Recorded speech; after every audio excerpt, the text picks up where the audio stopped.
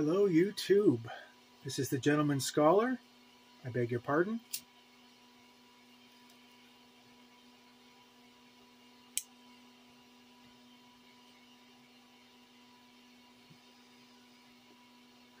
Something tells me I'm not going to be able to keep this lit. Let's try again.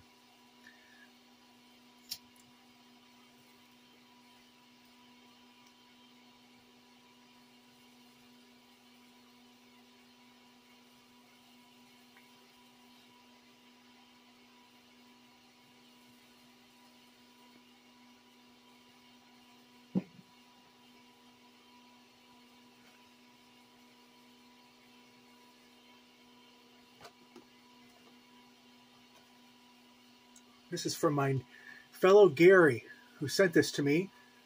Gary H., the original Come On Down and Set a Spell Southern guy. Really nice guy. Go check him out. Papa Bear is a great channel.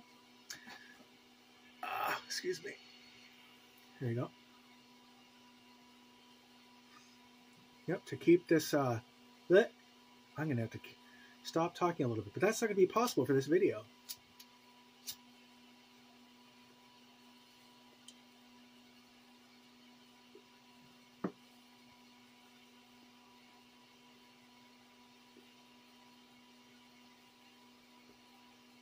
Well, to begin with, I never win anything, so I was very grateful to win that flash gaw that Gary I just happened to be at the right place at the right time, and I never enter these anyway, so I just took a chance, did it, and I won it. Amazing. And I should play the lottery or something.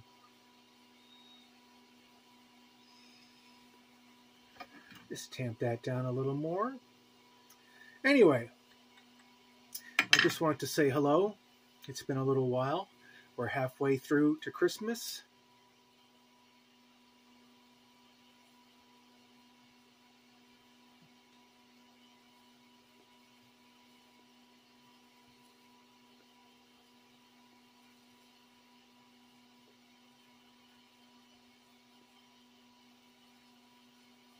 Very good, Gary. Tastes spicy, almost a little bit raisiny.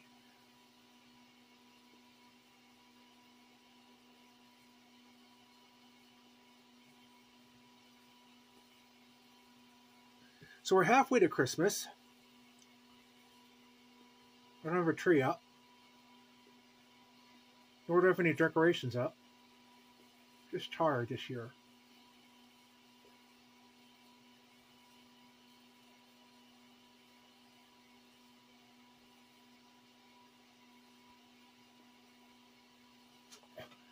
Those of you who have been following me know why. But I have been getting the cards out. I have been watching the movies. Have yet to see Die Hard yet this year. By the way, I'll push this movie every single year until every single one of you watches it. Joyeux Noël.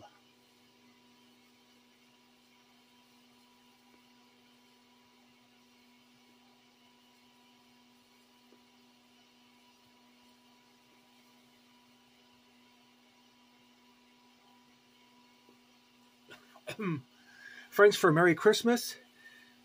It's a joint German, French, and UK production. It deals with the 1914 Christmas armistice. And unlike some movies with religious intent, this one doesn't proselytize you over the head with a wet fish. Blam, blam, blam. It's about the true meaning of Christmas. And unfortunately, those who were preaching peace weren't really rewarded very well by their brethren down here on earth.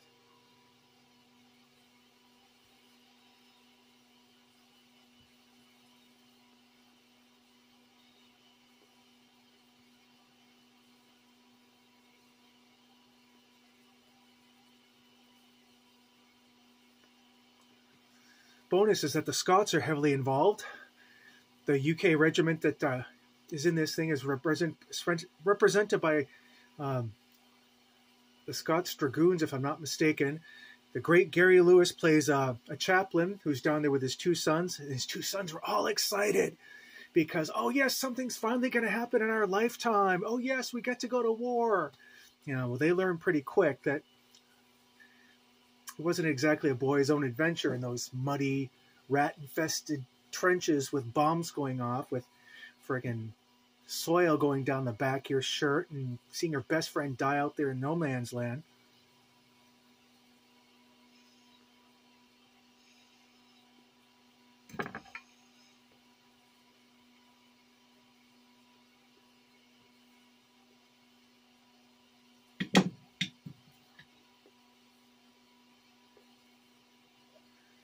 The Scots are some of my favorite people in the world, so that's just icing on the cake.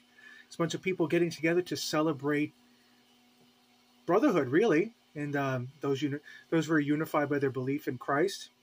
We're all gathered together, but it's not.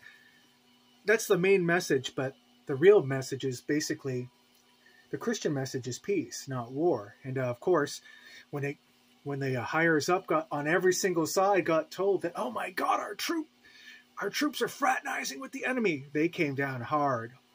Each respective chain of command came down hard on the men who were out there fraternizing with the enemy. It's a great movie.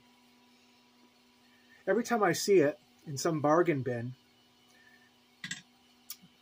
like at Goodwill's or something, I always pick it up.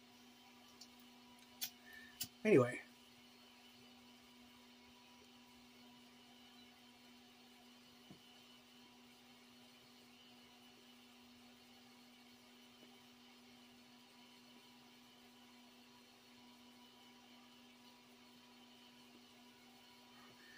I have somehow become, in the course of the last 2 weeks or so, an honorary Mancunian, which means a denizen of the city of Manchester, England. A northerner, in other words. And related to pipes or whatever else, people not related to pipes at all even. I know folks, they don't know each other. I know some folks on Facebook. I know some folks on YouTube pipe community. Some aren't pipe smokers.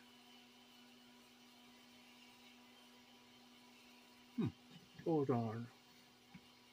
We just chucked that whole thing away. God damn it. Looks like I did. Oh well. Anyway, I'm talking about Bob and Giz, Smokes, Jokes, and Pipe Dreams. I'd say they're Mancunians, though they live in a town called Bury, which is close to Manchester. There is Slurpy Dave. He's a Manc who moved down to the Isle of Man, who does beer videos from time to time. And his Manc accent will knock you on your ass because it's very thick. God love him for it.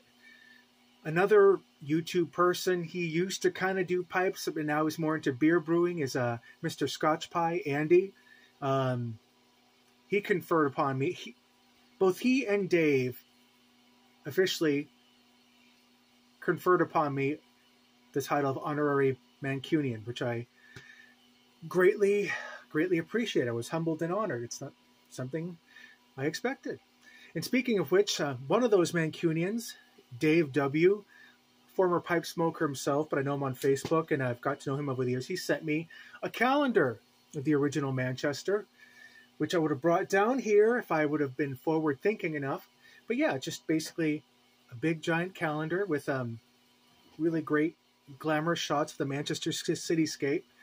And it'll be hanging up next to my Doctor Who calendar in a city named after the original Manchester. And for a while, Manchester, New Hampshire was outshining its competition in the original Manchester in the textile industry, because Manchester, England, and was known for its textile milling industry. And event in the 19th century, the early 20th century, Manchester, New Hampshire was heavily involved in the same. So, yeah, there's an ancestral line there, a historical line.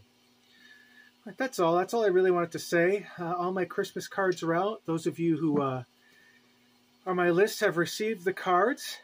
I hope you enjoy them. They're not normal. They're not commercially normal, because I'm sick of those. Those would get tiresome after a while. So I made my own. And I don't know what they're going to be from year to year. It just comes out of my head. The creative process is very slippery. And, well, Lester could tell you. He's a painter. He knows. I mean, as he's painting something things show up there that weren't intended, or this is a better thing to paint than that thing. The creative process is almost a thing unto itself. You can't really control it. And speaking of which, I'm finally feeding my muse again by writing on the Write Next app. Write Next, it's one word. And basically it teaches how to make writing a habit. And for 9 days out of 10, I've been sitting at the thing for an hour, just typing stuff up that would come to mind. A lot of it's autobiographical.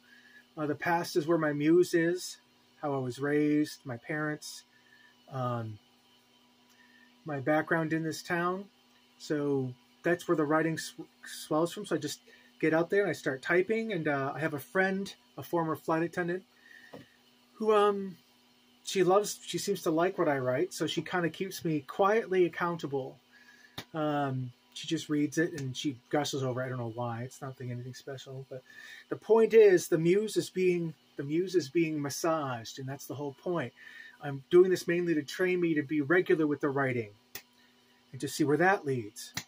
And because Lord knows, I would love to tell great epics like Lonesome Dove. I would love to write stories like Lonesome Dove. I would love to write stories like turn Manchester into the next Providence, Rhode Island, H.P. Lovecraft style. That kind of thing. Short stories. I don't know. I mean, I don't know. That's why I'm writing, to find out what tickles the muse and what doesn't. So, yeah, I have to get over that hesitance of crafting a story, because writing is a pain in the ass. I'm sorry, but it is, especially when you want to. Yeah, the sheer act of writing is cool, but then when you have to bang it into a narrative shape like pottery, that's when it gets really. That's when you start getting precious about it, and you just wish you could have phrased something differently or whatever, and it's not perfect. The trick is you have to let the not the perfect be the enemy of the good, or the good enough. So you just write, you plaster it down, see where it takes you.